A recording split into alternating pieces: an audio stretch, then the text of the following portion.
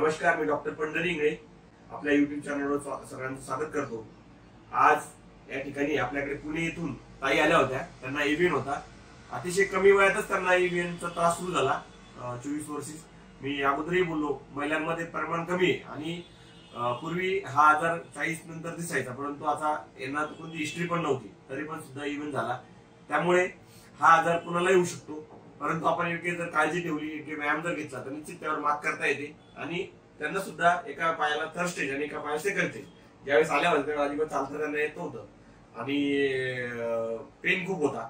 अतिशय 7 दिवस त्यांनी चांगलं कॉर्पोरेट केलं, चांगली थेरपी त्या ठिकाणी घेतली आणि कसं वाटलं त्यांना विचारूया। आमच्या प्रशिक्षकांना नाव सांगा तुमचं ताई। माझं नाव कोमल काळे आणि बेसिकली मी पुण्यामधून आहे आणि मला स्टाफचा एकदम मस्त रिस्पॉन्स मिळाला आणि मला बिलकुलच चालता येत होतं, पण बसता बिलकुलच येत। तुम्हाला त्रास काय होता पहिले ते सांगा, आणि कधीपासून त्रास झाला, अचानक लक्षणं कशी कशी जाणवली तुम्हाला स्टार्टिंगला, म्हणजे ऍटलीस्ट स्टार्टिंगची लक्षणं कशी होती ज्यावेळेस तुम्हाला त्रास सुरू झाला होता एव्हीएनची व्हायच्या अगोदर? एव्हीएनच्या आधी मला पाय वगैरे दुखायचे आणि पायऱ्या वगैरे जरा जास्त त्रास होता।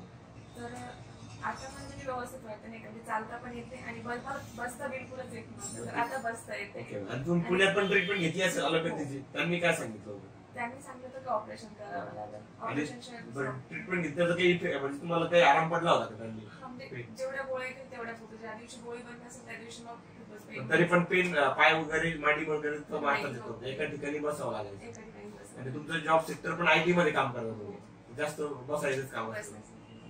आमची थेरपी बद्दल काय सांगाल?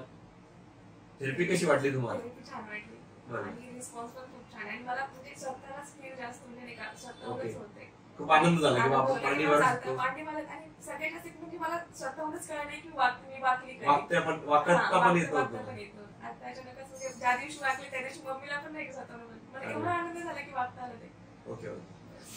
तर आपण म्हणतो आयुर्वेदाने उशीर आराम पडतो, पण निश्चित जर प्रॉपर ट्रीटमेंट घेतली, पंचकर्म व्यवस्थित असलं तर निश्चित त्या ठिकाणी अतिशय तिसऱ्या दिवशी ताईनं वाकून वगैरे मांडी सुद्धा त्या ठिकाणी मारली आणि तिने सुद्धा सगळ्या पद्धतीने ट्रीटमेंट।